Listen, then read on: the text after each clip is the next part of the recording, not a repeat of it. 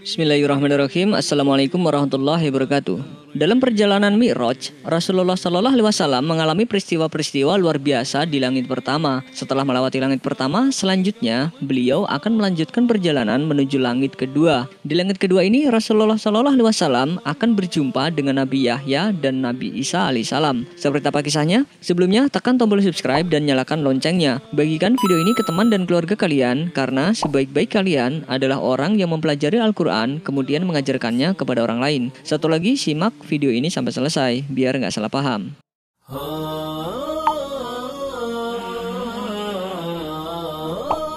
Setelah melakukan perjalanan ke langit pertama dan bertemu dengan Nabi Adam alaihissalam, juga sungai-sungai surga, Rasulullah Shallallahu Alaihi Wasallam dan malaikat Jibril melanjutkan perjalanannya menuju langit kedua. Sesampainya di langit kedua, sama seperti sebelumnya, malaikat Jibril mengetuk pintu langit.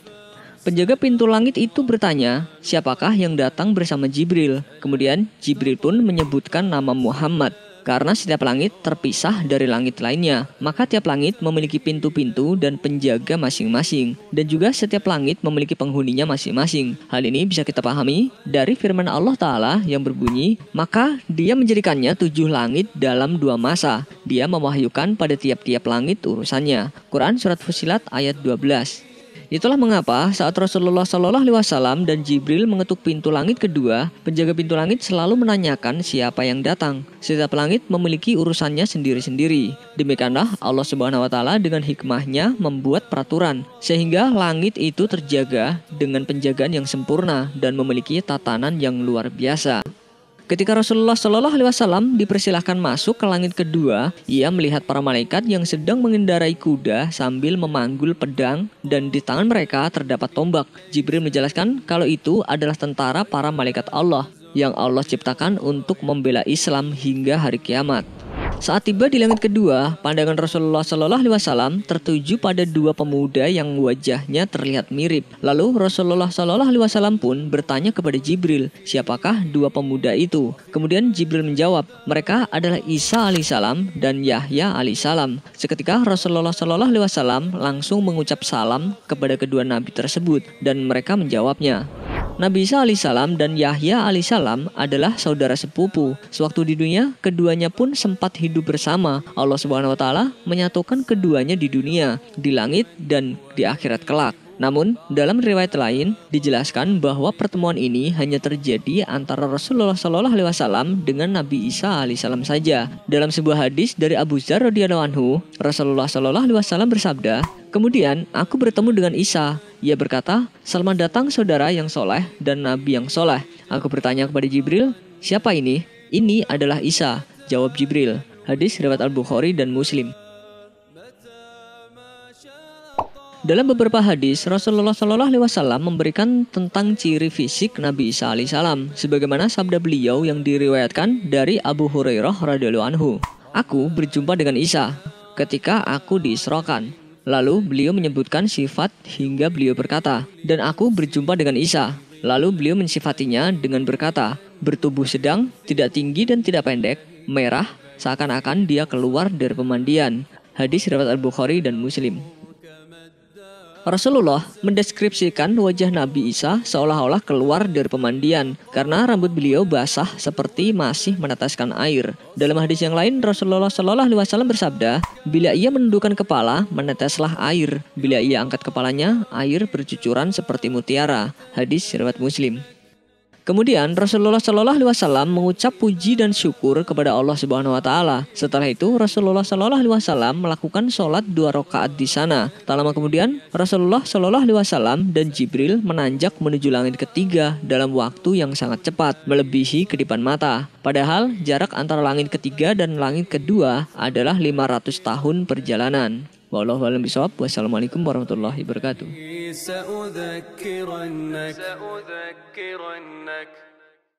Sebelum beranjak dari video ini, mungkin video sebelumnya juga menarik untuk dilihat nih. Isra Miraj adalah peristiwa maha dahsyat yang dialami Rasulullah Shallallahu Alaihi Wasallam, menempuh perjalanan seperkilat, lalu naik ke langit hingga sampai ke Sidratul Muntaha. Lalu peristiwa apa saja yang dialami Rasulullah Shallallahu Alaihi Wasallam saat sampai di langit pertama? Sebelumnya tekan tombol subscribe dan nyalakan loncengnya. Bagikan video ini ke teman dan keluarga kalian, karena sebaik-baik kalian adalah orang yang mempelajari Al-Quran kemudian mengajarkannya kepada orang lain. Satu lagi, simak video ini sampai selesai biar nggak salah paham.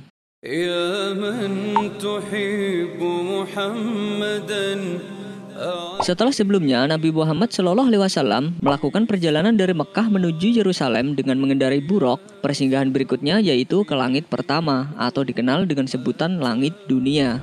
Saat itu Rasulullah Shallallahu Alaihi Wasallam bersama malaikat Jibril tiba di pintu langit dunia dengan menaiki tangga. Sesampainya di sana, penjaga langit bertanya kepada mereka siapakah yang mengetuk pintu. Kemudian Jibril menjawab kalau ia bersama Muhammad Shallallahu Alaihi Wasallam yang datang. Hal ini menunjukkan penjaga langit tidak mengetahui siapa yang berada di luar. Berangkatnya Nabi Muhammad Shallallahu Alaihi Wasallam ke langit merupakan peristiwa mulia dan istimewa. Karena itulah penjaga langit membukakan pintu menyambut beliau dengan bahagia dan mengucapkan selamat datang, sebaik-baik orang yang datang telah tiba. Sebelum peristiwa ini, Nabi Muhammad Shallallahu Alaihi Wasallam menerangkan kepada kita sifat langit dunia, sebagaimana diriwayatkan oleh Abu Hurairah radhiyallahu anhu. Apabila Allah memutuskan sebuah perintah di langit, maka para malaikat menundukkan sayap-sayap mereka dengan penuh takut, bagaikan suara rantai yang ditarik di atas batu putih. Apabila telah hilang rasa takut dari hati mereka, mereka bertanya, apa yang dikatakan oleh Tuhan kalian? Jibril menjawab, tentang kebenaran dan ia maha tinggi lagi maha besar. Lalu para pencuri berita langit mendengarnya. Mereka, para pencuri berita langit itu, sebagian mereka di atas sebagian yang lain. Ketakutan para penghuni langit ini juga diterangkan dalam Al-Quran, surat An-Nahl ayat 50 yang berbunyi, mereka takut kepada Tuhan mereka yang di atas mereka dan melaksanakan apa yang diperintahkan kepada mereka. Quran surat An-Nahl ayat 50. Ketika pintu langit dibukakan, Jibril memasuki langit pertama bersama Rasulullah Shallallahu Alaihi Wasallam. Di sini Nabi Muhammad Shallallahu Alaihi Wasallam berjumpa dengan seseorang yang sedang duduk. Di sebelah kanannya terdapat sekelompok besar orang. Demikian juga di sebelah kirinya. Apabila ia menoleh ke sebelah kanan, ia tersenyum. Saat menoleh ke sebelah kiri, ia menangis. Ternyata seseorang itu adalah bapak manusia, yaitu Nabi Adam alaihissalam. Dalam hadis riwayat Al-Bukhari, Rasulullah Shallallahu Alaihi Wasallam bersabda, lalu orang itu berkata, selamat datang Nabi yang solih dan anak yang solih. Aku bertanya kepada Jibril, siapakah dia? Jibril menjawab, dialah Adam alaihissalam, dan orang-orang yang ada di sebelah kanan dan kirinya adalah ruh-ruh anak keturunannya. Mereka yang ada di sebelah kanannya adalah para ahli surga, sedangkan yang di sebelah kirinya adalah ahli neraka. Jika dia memandang ke sebelah kanannya, ia tertawa, dan bila memandang ke sebelah kirinya, ia menangis. Hadis riwayat Al-Bukhari dalam kitab As-Shalah.